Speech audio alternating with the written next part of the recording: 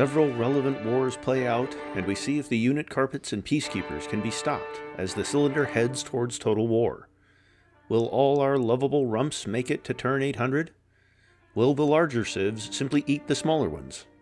Will you watch a civilization stand the test of time? This is the Civilization Battle Royale X Season 4, Episode 41, Carpet Cleanup Crew. Welcome back to the CBRX. Happy New Year! It's the last episode before Total War, and we are about to see if the remaining contenders can consolidate their areas before their allies are forced to abandon them. I'm your host Emerald Range, an ardent Singapore supporter, but a totally fair commentator.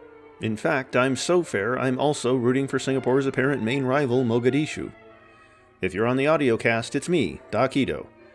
I don't hate Emerald because he's making me say the phrase, skibbity toilet, but I do both despise and loathe him for it. Here is a nice Civball illustration from our very own Koyat, highlighting the hype around Osage. They've really stepped up with peacekeepers and paratroopers sniping all around the cylinder, trying to be the next Wagi. Surely these cities surrounded in the middle of nowhere will last through total war.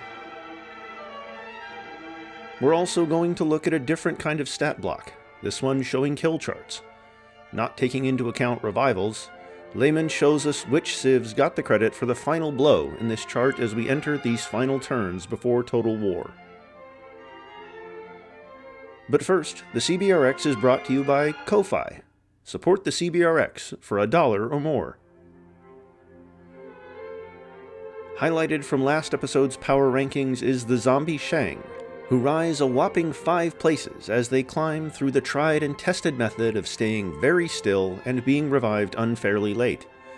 The magnitude of this change highlights how many civs fell out of Total War contention last episode, as well as the dire state of affairs for the Dzungars, who got ranked 1 below the Shang at 23.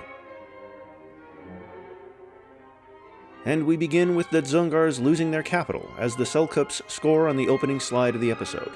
It was all but inevitable, with Ili surrounded on all sides, but various Wagi drones attempt to protect Galdan Khan as he flees to Uliastai. With this capture, the Selkups not only gained 3 original capitals, they also gain a better foothold to secure their Tibetan holdings that they gained last episode. Mogadishu continues to struggle in their war as Malkarns gets flipped back with Wagi peacekeepers separating their army from taking the city back. The bigger danger for Mog really is to stop snipes from taking their bombed-out cities. Mog really needs to win offensively here and build a better buffer to their bigger cities like Shangani before they have to fight both Sierra Leone and Ndongo in total war. We get to look at South America, where the Wagi and their massive paratrooper fields stand by with 48 planes ready to pounce on the lackluster New Holland defense. But astute viewers will remember that New Holland has always fielded few troops. It's now just a matter of if that strategy can work against Wagi with their black magic. And one of the last bastions of non-autocratic rule flips to autocracy.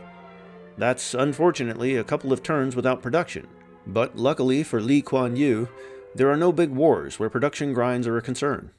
Even better, it looks like the Wagi have been slowly pushed out from Singaporean territory, even if that has apparently come at the expense of about 56 empty aircraft carriers.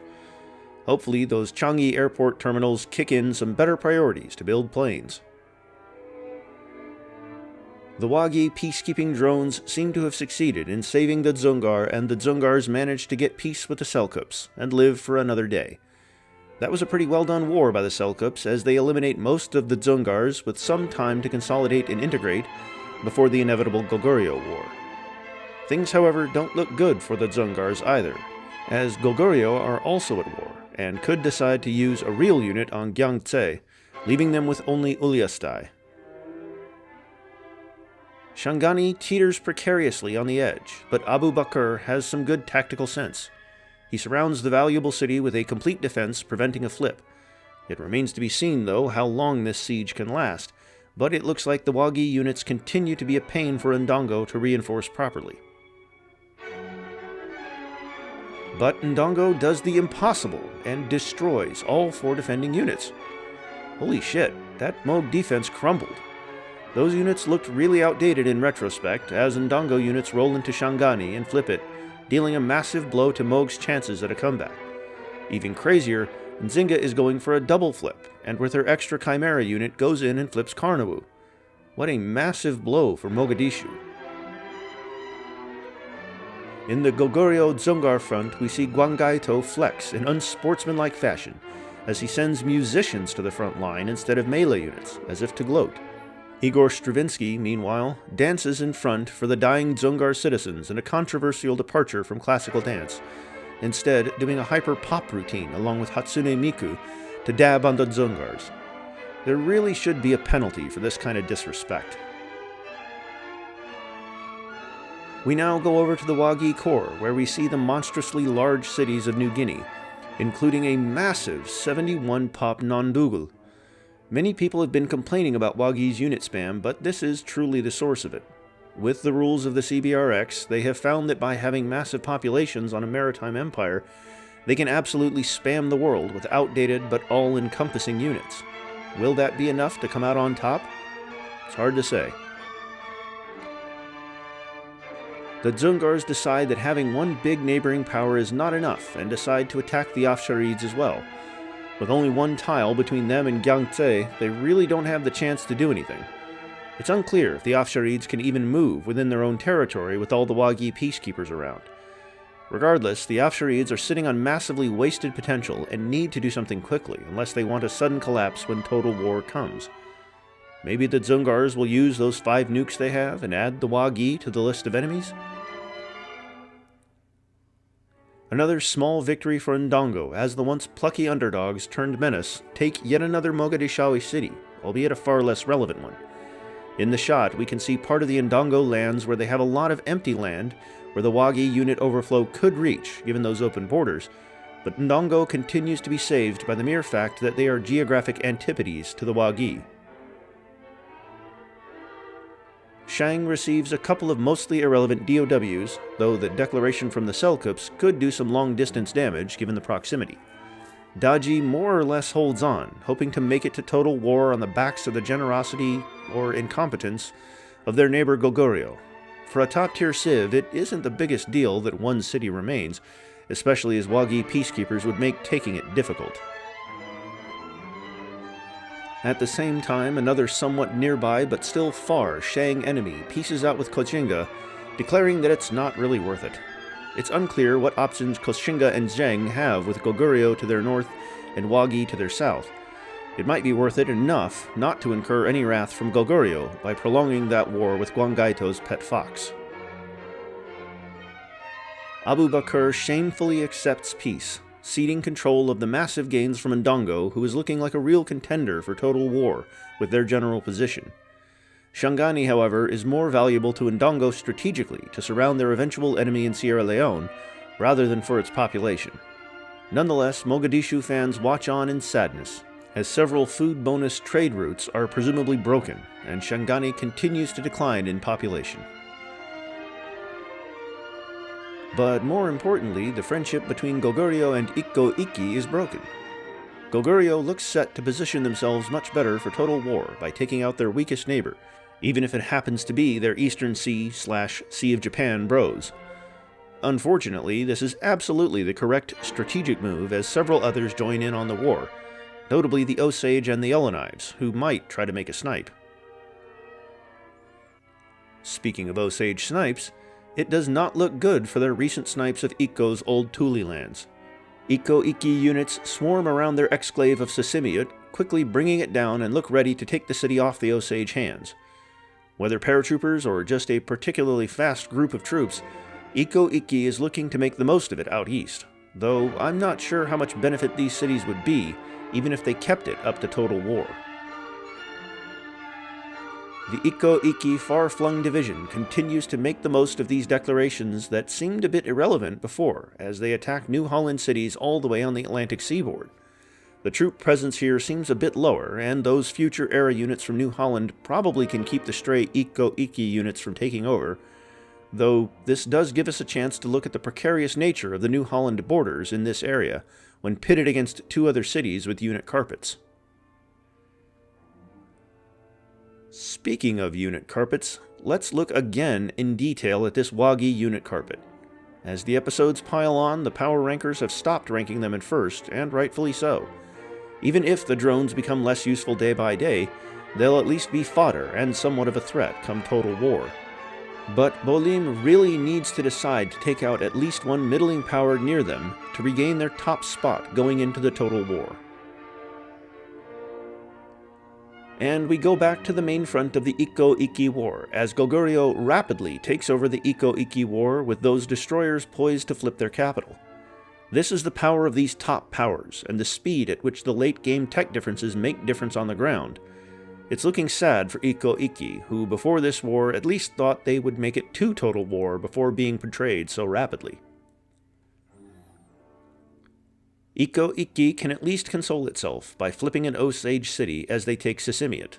From all those numbers popping off, it looks like the majority of the Ikko-Ikki strike force has been decimated, with Osage troops still around ready to take the city back. This may be his last hurrah, though, as the homeland looks gone in the previous slide. If only Kenyo had decided to keep those troops closer to home somehow. Priorities, Kenyo. Priorities. Goguryo's invasion is complete. Gwangaito takes Ikko-Ikki's capital, Ishiyama Honganji. Kenyo tries to make a break for Daishoji, but finds that Goguryo has also taken that city by the time he gets there. He continues running towards North America, leaving behind a lone marine unit, a merchant, and a settler to try and retake the capital. This is a truly rapid collapse as Goguryo completes a two-turn dismantling of their former friend. Goguryo, now up one original capital, has also cleared out one of their neighbors well in advance to rebuild and use Japan for total war. Kenyo arrives in Sisimiut only to find that the Yellowknives have taken the city from him, denying the Osage from retaking the city. A destitute Kenyo rapidly tries to find another city only to find himself teleported into a very cold and metallic room that looks like it's underwater?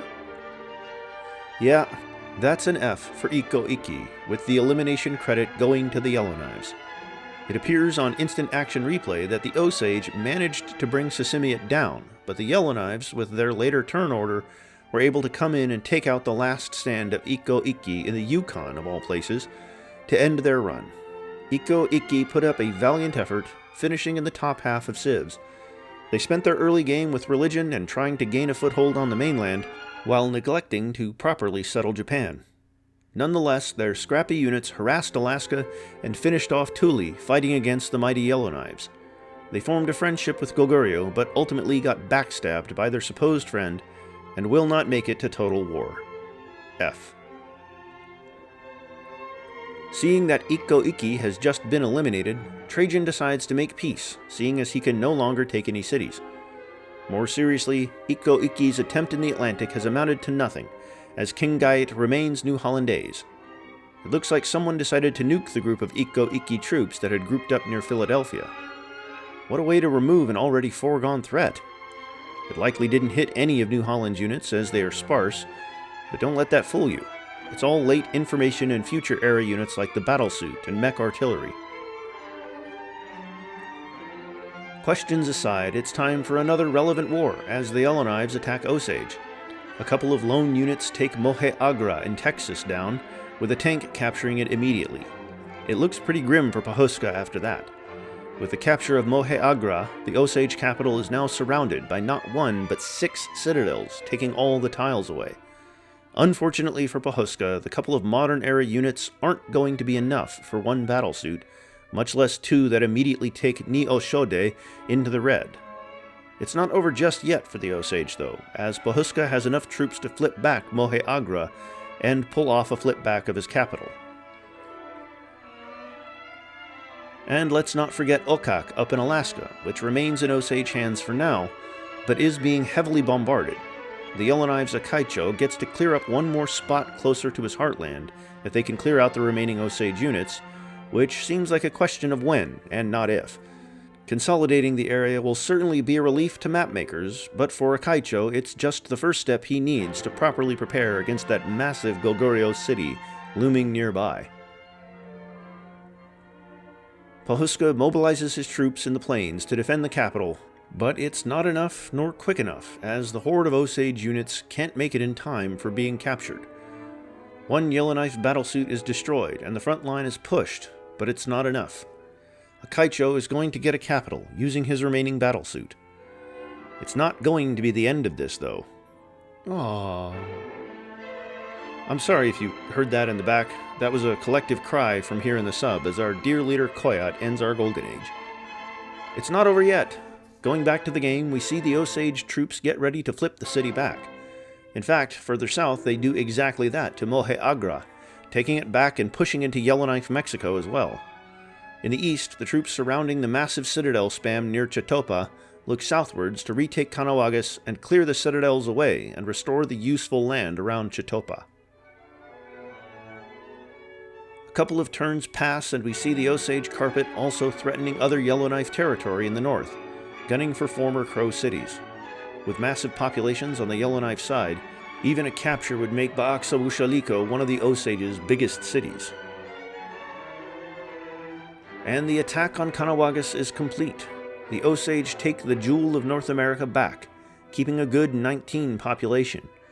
This will be sorely needed as Yellowknife bombing raids, pillaging, and potentially some nukes have made the Osage land a huge mess. There's a lot of damage here to recover from, and there's not many turns to try and recover before total war. At least Pahuska can sleep easy, knowing that one of the 3 capitals he owns is safe from capture. Wait, that's a Yellowknife tank that could do the funniest thing. Of course, the question on everyone's mind was whether Pahuska could pull off the recapture of Ni-Oshode. The answer is yes, but the Yellowknives immediately answer with a recapture of the city with yet another battlesuit.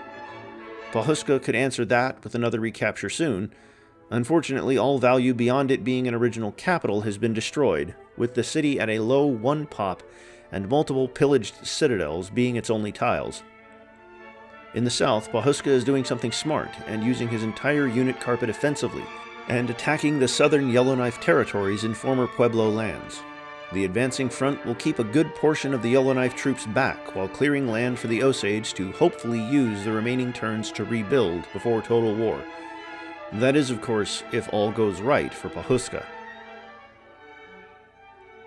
And that plan is already collapsing as the tech disadvantages catch up early into this war as the Yellowknives push the Osage troops back, threatening Pahyotka and Petufik.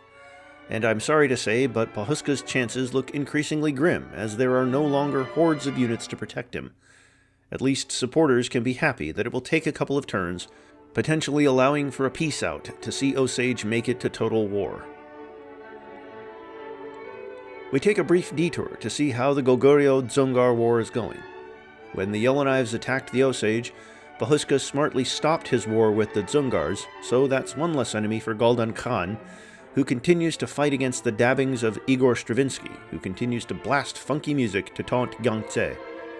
Gwangaito brings up another musician to join the party, recruiting virtual Britpop bandleader Damon Albarn to bring some virtual idol flair to the Galdan is a Loser concert. Luckily for Galdan Khan, though, there is a hover tank nearby that might finally break through the Wagi armistice line and put Gyangtse out of its misery. Back in North America, Pahuska pulls off the recapture of Ni-Oshode. Pahuska is back at 3 capitals. While this is certainly a welcome development for the Osage, it's definitely not the end of this war, with 2 melee units from the Yellowknives who can easily flip it back next turn. And this time, the Osage units are happily trying to take the southern city of Walatoa instead of standing by as a defensive backup. Things do not look good up north, though, as Pahyotka is captured pretty solidly by the Yellowknives. The Osage units attempting to do an offensive have mostly been killed, and Pahuska is smartly keeping some units to the south to keep Chillicothe and Prophetstown defended. But with one city down, those planes are going to target Chillicothe, and Pahuska does not have enough units to keep things down. At least he has a couple anti-air units to the east to keep some of them at bay. Another turn, another flip, as the Yellowknife units roll back into Ni-Oshode, as Pahuska is unable to prevent a stop. There are still units nearby and a musician inspiring the troops, so Pahuska is not out of the standing to retake his capital, though even from this far view you can see Yellowknife melee units that could get there to flip it once more. Mohe Agra looks secure enough as Pohuska continues his assault on Walatoa. The paratroopers look like they pillaged a bunch of tiles as they gear up to attack the city, though it might be much more advisable to move the troops back north to reinforce Ni Oshode. The Osage's northern front collapses properly as the planes bombard Chillicothe and troops pile in, securing Pahioka and Chillicothe quite securely. Even worse for the Osage, Pituffik is flipped as an advanced destroyer works its way into the city as Osage units position themselves to flip it again in this mostly futile attempt to fight back the Yellowknife advance. Pohuska is able to pull off a flip back as his troops take the city back and eliminate the advanced destroyer while they're at it. Well, now there's only Nexuses? Whichever. Next to Pituffik and ranged units in the water. A reflip is not out of the question as Yellowknife land units embark into the Great Lakes. Further south, the Yellowknives continue moving through the Midwest, threatening to take Prophetstown and take yet another capital and cut off the northern Osage territories. Osage really needs a miraculous stop here for a few more turns to have any chance of keeping this old Shawnee capital. Another major war breaks out. Actually, not really. Several European civs attempt to attack the Noongar, but they are nowhere near the Australian continent to have any semblance of threat. Well, at least we get to see one of the ironic aspects of the Osage's decline. There's more Osage units in this shot of Australia than in the main front lines against the Yellowknives. And while we're here, the Noongar are smart to deny open borders, as they are barely hanging on and need a miracle to come out of total war alive. Their main immediate threats are Singapore and Palawa, who need to consolidate against the Wagi, while their long-term threat is Wagi, who will roll right through their outdated and lackluster carpet. The Yellowknives continue to make progress and score a capital. Prophetstown is taken and there are practically no Osage units nearby to even contest this loss. Northern Osage looks like it's set to go towards Akaicho as Pituffik citizens tremble as another Yellowknife melee unit gets within capture range. And even more, another previously safe capital, Ganondagan, falls immediately to the Yellow.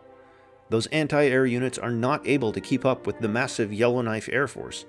Speaking of which, they've disappeared from this shot. I wonder where they're going now. And we go back to Australia, where we see a major war break out as that foreshadowing pays off, and the Palawa attack Noongar in an attempt to be a relevant player come Total War. The two sides have a roughly equal amount of troops, but the Noongar are at a disadvantage in that they have a bunch of Osage peacekeepers slowing down their troops, and that's not to mention that they have the weight of past mistakes hanging on them. Will Tarunorerer overcome the narrative and actually take Kriwa for the first time in what feels like 1,000 turns? The other war is Rome attacking Mogadishu, which is mostly irrelevant. You would think maybe Mog is attacking Cairo here, but it's most likely Latvia, who has troops nearby in Sierra Leone and is actively at war with Rome. Either way, it looks unlikely for Mogadishu or Latvia to be able to capitalize on this, as Rome looks set to keep Cairo around despite the raids. Back in the Osage Yellowknife front, Yellowknives continue to keep their northern Osage cities, though they haven't been able to take the Osage capital back yet. Those units in the southwest, though, definitely consist of a couple melee units who might perform yet another flip. The main event here, though, is Pituffik flipping to the Yellowknives with increasingly slimmer options for Osage to take the city back.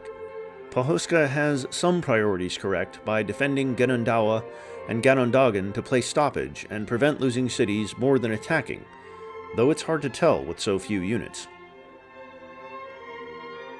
Ballardong falls quickly to red as Palawa units grind away at the Noongar city. Unfortunately for Tarunorerer's ambitions, there are no Palawa troops within 5 tiles, unless you count the garrison in Leilatia or naval units with little chance of taking the deep inland city. On the Noongar end, there is also a severe lack of units by Ballardong, but Yagan really does not need to defend this city unless Osage decides to throw their hat into the fray. The 9,824th Noongar-Palawa War gets its first flip. It's not a key city like Kriwa, but it is a quite relevant coastal attack as Palawa's naval troops storm into Gargangara just 3 tiles away from the Noongar capital, which is already taking damage. With the relative troop presence, the Noongar might be seeing some real danger. Then again, we've been here before, and it's still a bit too early to count Noongar out yet. Those Osage troops, meanwhile, are stopping the Noongar from doing what they normally would do, by going straight for Southeast Australia. As we look at North America one turn later, the Osage have more fully lost Ni-o-Shode to the Yellowknives. There's a couple units that are grouped around Engru-Sha-Opa, but the situation is looking dire for Osage.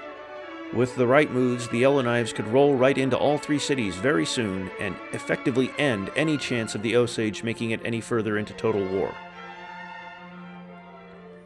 The Palawa fail to keep a hold of Gargangara, which flips back to Noongar control.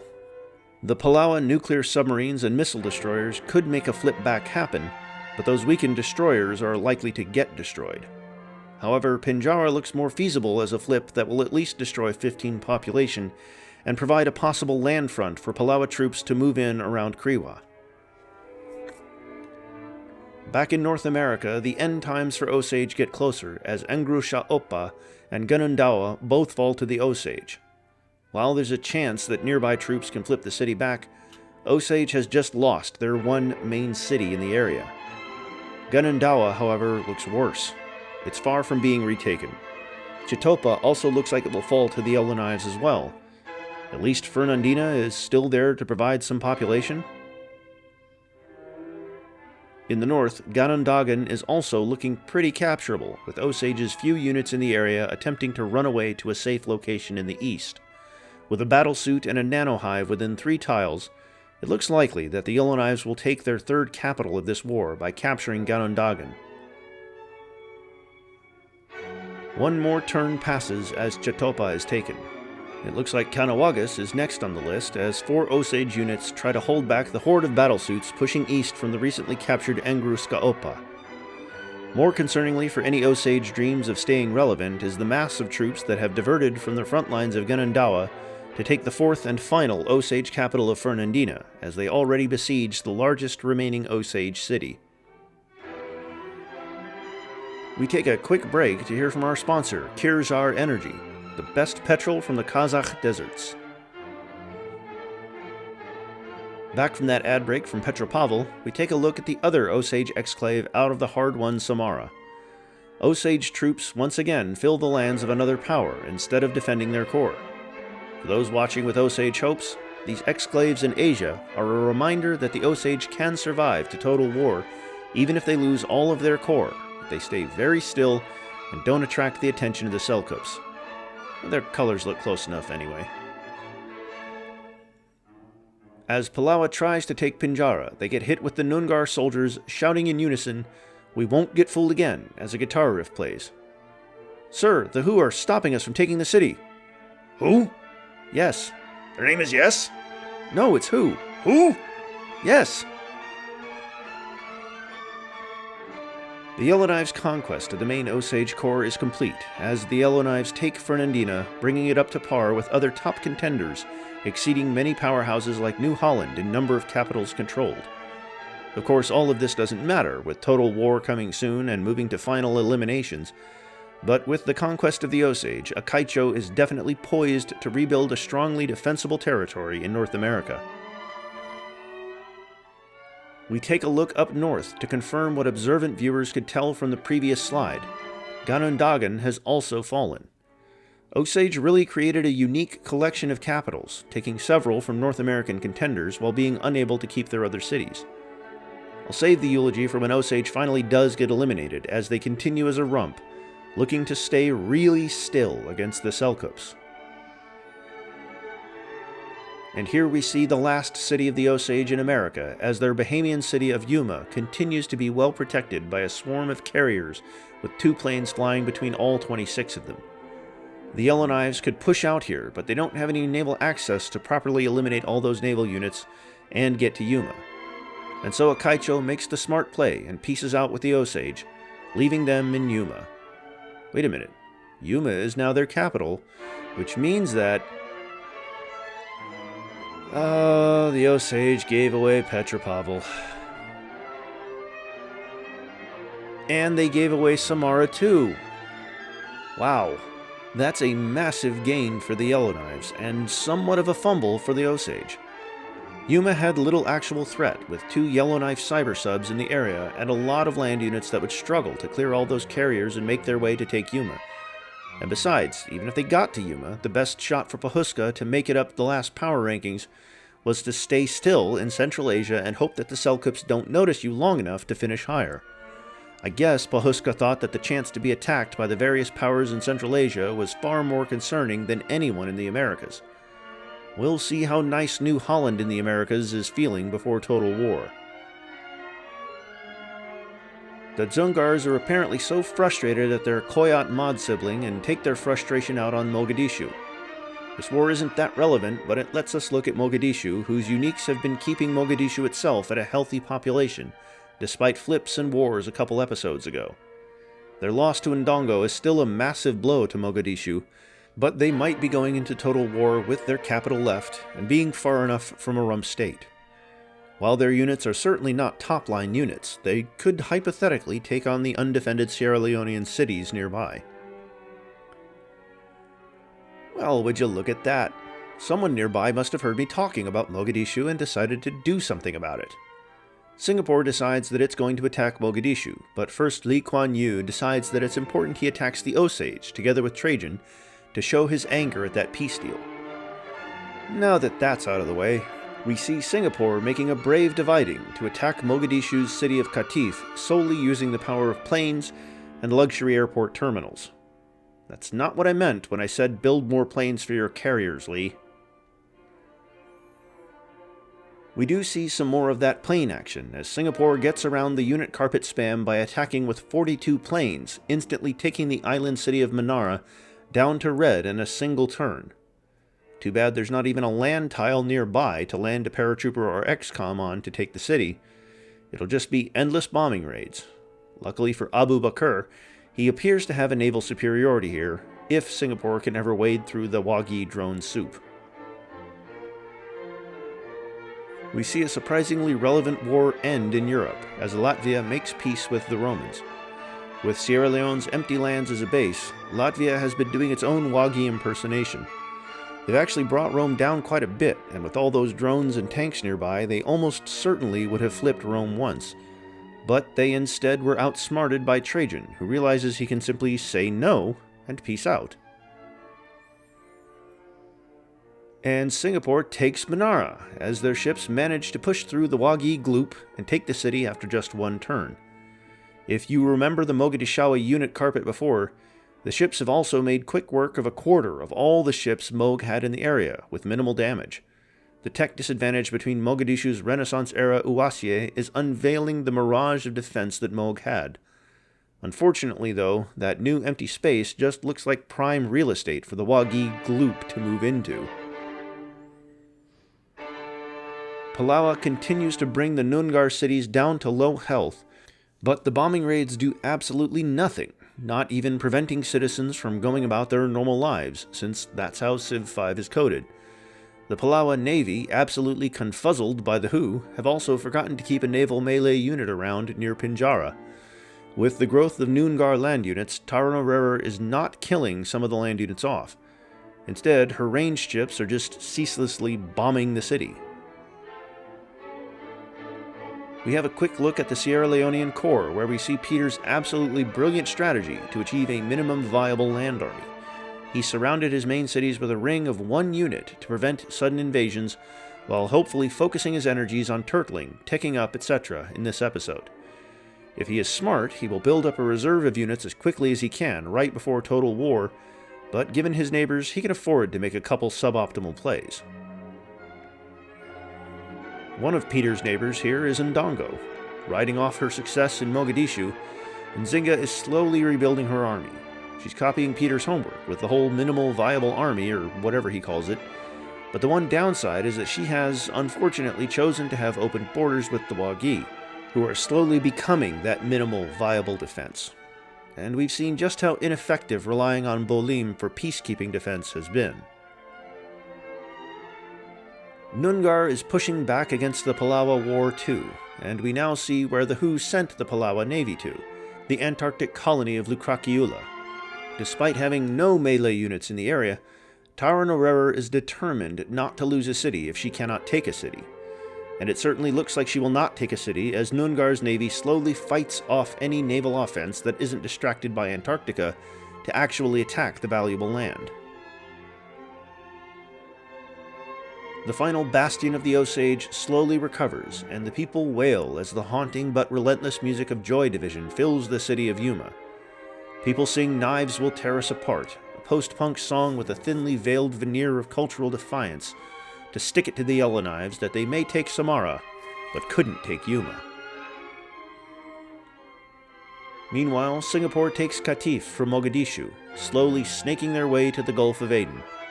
Speaking of the Gulf of Aden, Mogadishu responds by taking Safwan.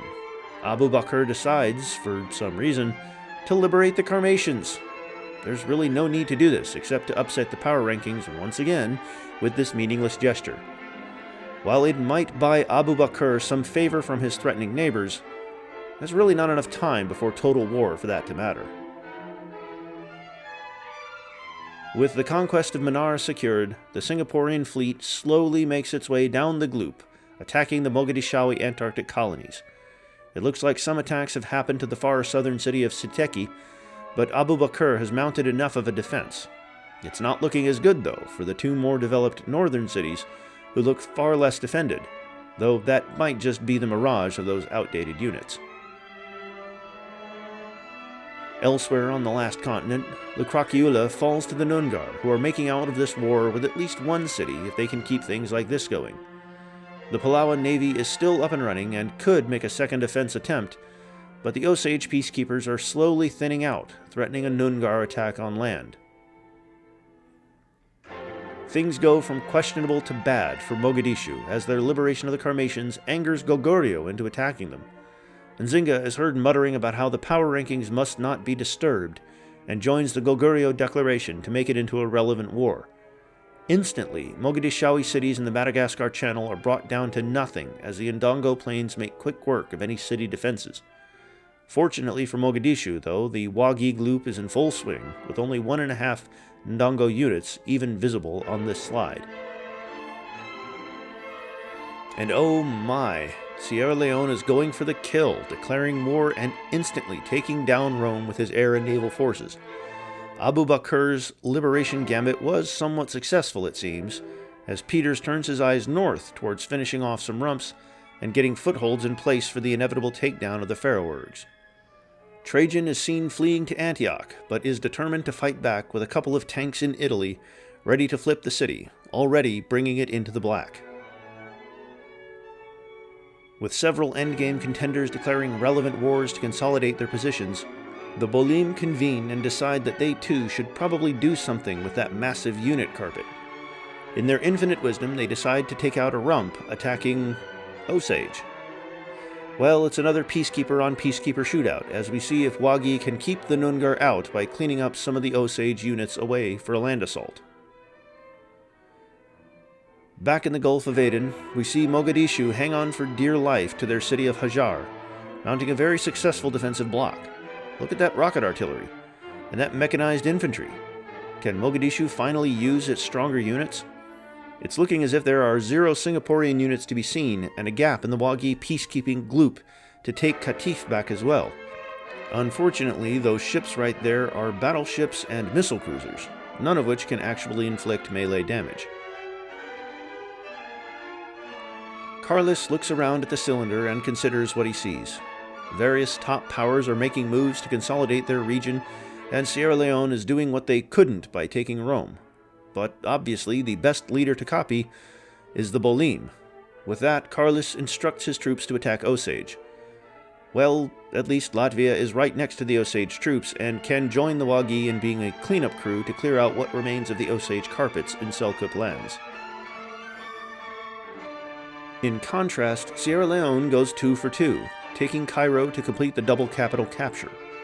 Rome is looking quite weak, with their main chance of surviving to total war rapidly diminishing as they are left with just 2 much smaller cities in a much worse position, and Nicomedia is looking a bit scared too, as its health drops as Sierra Leone looms nearby.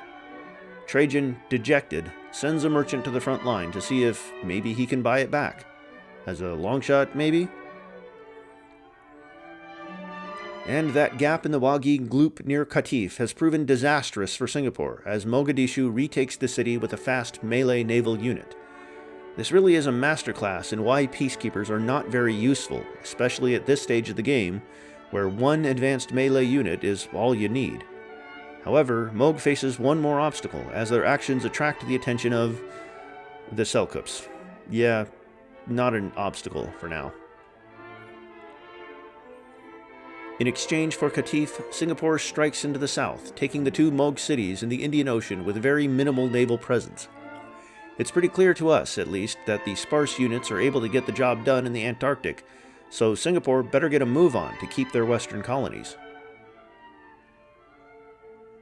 And Singapore is going to do exactly that. Lee sends a sizable fleet westwards to Simunye, flipping the city for a third gain of the turn. It's a massive gain too, with the city keeping 21 pop even after the flip. With the speed of the conquests, Lee is outrunning the Gloop and can easily keep this momentum up to move closer to Madagascar and threaten Moog's second corps. And all Abu Bakr has to stop it is a ragtag group of Renaissance-era Uwasiye, who aren't even in range yet. We go back to see the Roman rump state where Trajan has managed a temporary stop. But Peters isn't done with him yet, as he has a bigger troop presence in Cairo and is slowly inching closer to Nicomedia. It's not time to get complacent for healing the city up just yet, Rome. Those Selkup carriers are not going to be of much help either. Their peacekeeping attempts won't stop Sierra Leone from marching troops right past them. The Latvian anti-peacekeeper war continues to grind on, with very little evidence of any changes in the number of Osage paratroopers. This may be hindered by the fact that Latvia can't really attack into Selkup territory. Hard to do a melee attack when that melee attack automatically triggers a war declaration with a strong neighbor. At least, this isn't as bad of a lost opportunity for Latvia, whose own unit carpet has also shown no signs of diminishing. On the other front, though, Mogadishu is doing a good job of mounting a defense for Hluti. There are a healthy amount of units, albeit outdated, surrounding the city. Perhaps Abu Bakr has learnt from all the various failings of peacekeeper carpets. Speaking of which, Ndongo continues to struggle with getting units close to the front lines. Despite sharing a rather long border with Mogadishu, Nzinga is able to do less damage to Mogadishu than Latvia is doing to Osage. Sierra Leone, meanwhile, scores another Roman city, taking Nicomedia. A distraught Trajan is stuck in Antioch, watching as air raids take the city down rapidly as well. He looks around in panic and sees that his fate is pretty much in the hands of the Kalmyks, a long-dead civ, and their remaining peacekeeper troops. At least with a smaller water area, those pesky Selkup carriers are slightly more effective at blocking the Sierra Leonean offense. But will it be enough? It doesn't look good for Rome. The Pharaohs make an opportune attack eastwards as their ships begin to attack Latvia on the Baltic Sea. This must be a new record for relevant wars, though I guess at this stage of the game it's a given. Latvia, however, is prepared, returning fire with their own planes, taking Vagar down to the red. Latvia is faster on defense than offense and has a more thorough carpet on the front lines. Will that be enough to stop the Pharaohs from advancing? The Singaporean Indian Ocean operation continues westward, flipping Zahran. Although Singapore now has Madagascar in sight again, the naval units are definitely no longer in sight, as Singapore's lands look starkly empty, devoid of even the Wagi Gloop. It's unclear if there might have been a couple flips in the area, but Simunye has fallen rapidly in population. It could, of course, be the massive deficit in food routes and bonuses to support these islands. Hopefully, with time, Singapore can turn the Indian Ocean into their own unit carpet to prepare for the Wagi doomsday. The Rosvi get increasingly miffed and declare war on the Carmatians. The rumor going around is that Changamire Dumbo has scheduled a Game of Thrones cosplay session with Abu Tahir al-Janabi. Dumbo had gone through the effort of making an iron throne out of spears he had lying around on the submarine before, and wrongly thought al-Janabi didn't like the idea and left. When he found out that the Carmatians had gone back to try and weasel up the final rankings yet again, he declared war in protest. Closer to the sub, in Antarctica, Singapore cleans up the final city of the Mogadishawi East Antarctic as Siteki falls to the Singaporeans. We can see the Wagi Gloop slowly ooze its way west across these new waters, but there's plenty of time for Singapore to move in the free waters and push further west to more valuable land. We go back to the Stravinsky show, where Gwanggaeto has wisely chosen to move one more nexus into position to block himself from moving any meaningful melee unit to finally take Gyeongtae, prolonging the increasingly popular dance competition between the two musicians in the area. His advisors plead with him, but Gwanggaeto stands firm. The continued miserable existence of the Dzungars in this limbo is part of the performance, he says. Oh, what's happening here? There's some damage being dealt next to the Osage's last stand in Yuma. Could it be the Selkups or the Umesami at last doing something? Who's even at war with them? Ah, right, it's the Wagi. The purple unit gloop slowly squeezes through that Faroese Osage border and has eliminated half of the Osage units in the area. The Osage defense is crumbling, but not crumbled yet, as the city remains at full health, defending themselves valiantly. Sierra Leone is using one of the lesser used units, and it's going to land that special forces right on Antioch's doorstep. Things have gone from grim to bleak for Rome, as the Lion Shadow unit sneaks right up to Trajan's last stand in Antioch. All the Wagi peacekeepers, the Selkut peacekeepers, and even the Kalmyk peacekeepers see them and shrug. Some wave as the Sierra Leonean troops attack Antioch to Trajan's dismay. The Faroese attack on Tukums is going terribly for Trondur as the Latvian troops pounce on the ability to actually invade and use their melee attacks. Vague is looking vulnerable as Latvian units dismantle the Faroese offensive and push into the Wagi Gloop. The Faroes are being held back by three things here. First, there's of course all the Wagi peacekeepers in their way. Second, Latvia has enough ships in range to double up on offense while keeping up a defense. Third, the Faroes are still probably turtling, building wonders instead of producing advanced units. The Palawa invasion of Nungar has officially turned the other way as Nungar nabs Nipaluna. There's a small group of Palawan units who can definitely flip the city back with the melee-capable Chimera right next to the city. However, after a couple of flips, it looks increasingly difficult for Palawa to stop the Nungar with their lack of troops. Worse, it looks like Palawa is about to lose another city too, as the Nungar army and navy collectively breathe down the neck of the tiny city of Pataway. But Balardong falls to Palawa as Tarunorerer answers the Nungar flip with another flip to tie up the score, except for all the people killed in these flips, of course. The combination of mobile units like the Chimera Tarunorerer used and air raids seem to be the dominant strategy for a minimally viable offense.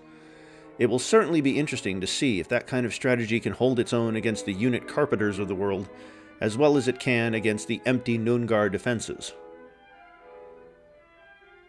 That minimal viable offense might be something we see out of the Ndongo-Mogadishu War, where Nzinga's forces have managed to bring the city of Mogadishu down into the black. However, for the minimal viable offense to work, she needs to actually have a mobile melee unit nearby. In contrast, Abu Bakr is attempting to do the same and retake Shangani. While the missile cruisers bombing the city back down to red aren't melee units, those woefully outdated Uasie are, and could start a Mogbak. The Balardong bounce is ultimately temporary, as Nungar mounts a counteroffensive using that one tank that was hanging out behind the city banner last shot. With a grand total of 4 land units along the entire front, Palawa is unlikely to be able to mount a counteroffensive. Maybe, if Tarunorerer is smart, she will find a way to dismantle all those useless submarines and turn them into spearmen at least. Or, even better, send them to the front line down south and threaten the Nungar core. The Mogadishu defense is not giving out yet. Mogadishawi ships move in to flip back not just Sahran, but also Simunye. While Singapore has some naval units nearby, none of them can do melee damage. To win the flip-fest grind, Lee Kuan Yew really needs more ships, even if they are just a bunch of weak melee Renaissance units. On the other hand, Mogadishu needs to make sure they don't lose too many of their weak melee Renaissance units going up against future-era cyber subs. Speaking of needing melee naval units, Ndongo sends a cyber sub with some missiles to the city of Mogadishu, standing there menacingly. Unfortunately for Nzinga's dreams of taking Mogadishu, they are indeed ranged units. Frustrated, she attempts to cut off some of the Mogadishawi trade routes, but it is still yet to be seen how useful that will be. Singapore answers with a new capture, taking the city of Hamer Jajab in the Antarctic. Singapore's naval composition issues continue to shine through, with only one melee unit in this entire shot. Without more melee units, they won't be able to move back north to take Madagascar properly. On the other hand, Abu Bakr's naval fleet is entirely decimated. We've been seeing it happen slowly, but this shot is really hitting home how empty the Mogadishawi waters in the area are. Maybe Lee's just using ranged units to clear the waters for total war? We see an unrelated unit carpet being whittled down as the Osage troops in the Selkup lands up north have been decimated in the war with Latvia. Pahuska seems to have done the AI thing of moving your troops into your enemy's territory. It's hard to blame him, but if he had kept his troops in Selkup lands, it would be much harder for Latvia to whittle them down. Alas, it looks like Ulmanis carpet cleanup services are being delivered to the Selkups with minimal losses on the Latvian side. Singapore pieces out. Well, I guess it wasn't in the cards for Singapore to actually take out Madagascar just yet. Regardless, Singapore makes out with the southern Antarctic islands and only lost, a couple dozen naval melee units? Mogadishu might be feeling good, but it shouldn't distract them from how Singapore decimated their entire naval carpet, and that they are still at war with Ndongo on the other side. At least with this positioning, it's getting more likely that they will at least make it to total war.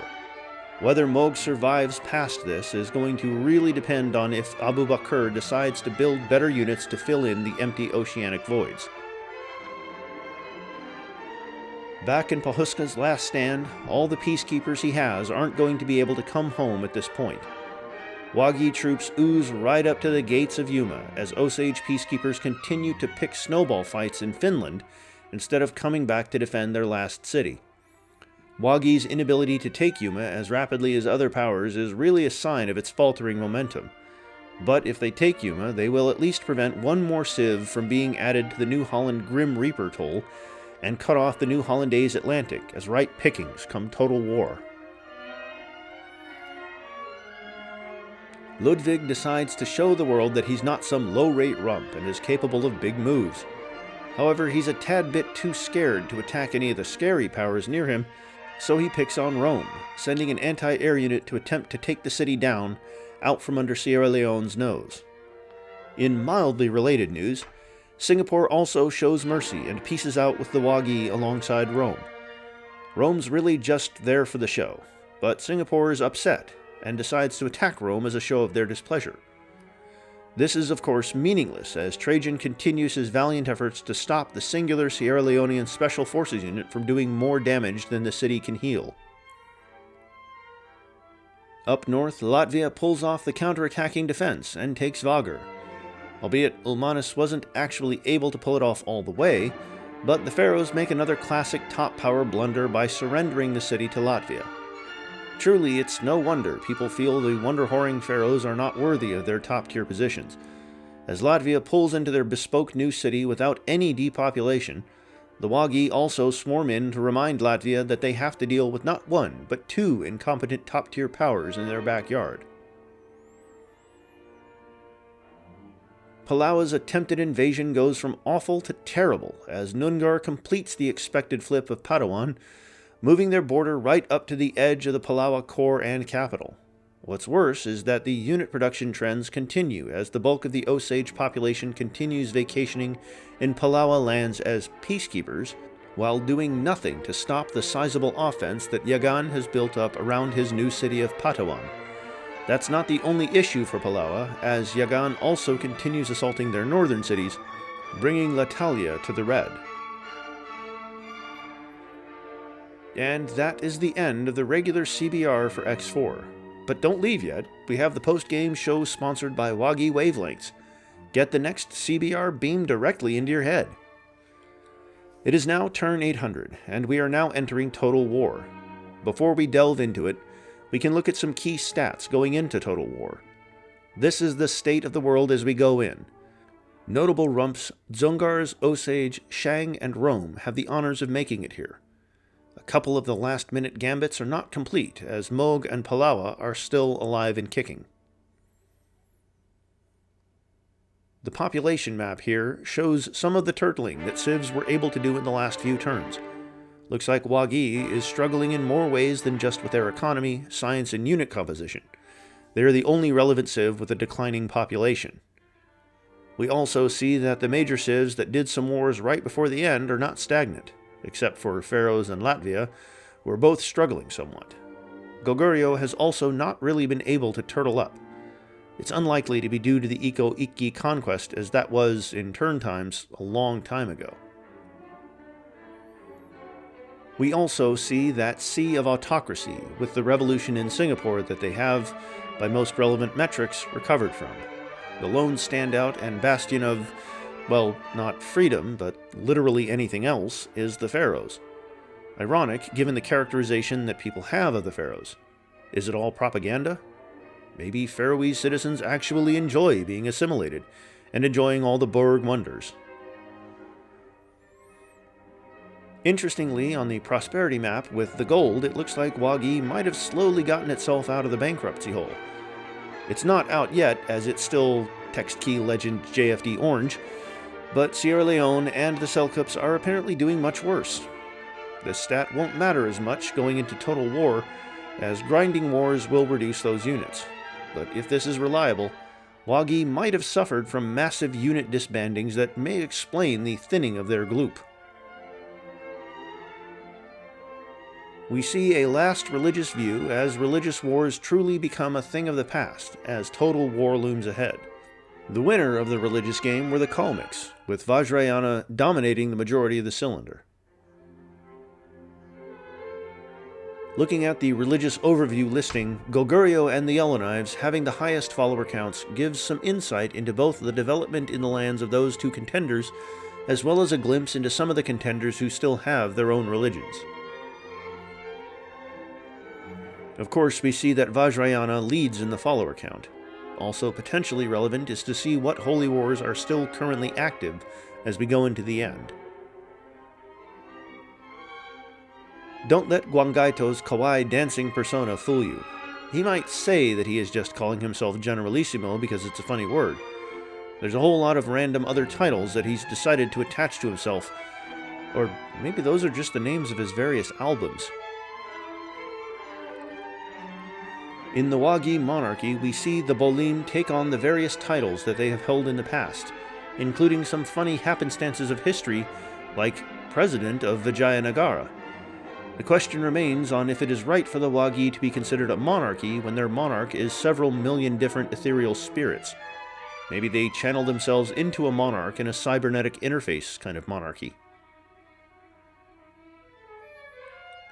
Meanwhile, Akaicho has been running on an anti-environmentalist platform, seizing power in an autocratic platform in North America. He promised to get rid of the hippie Osage and did just that. And now he says he's going to drill for nanotechnics in all those new lands. It's going to be amazing, and is even backed by the Justice Union. That's never a bad thing. We see that Tarno Rerer leads one of the few theocracies in the game, where she's styling herself as Imperator. And with that, folks, the CBRX4 regular season has come to an end. I'm Emerald, and we will see you on the other side when Total War starts, to see who of the remaining civs will come out on top. Good night.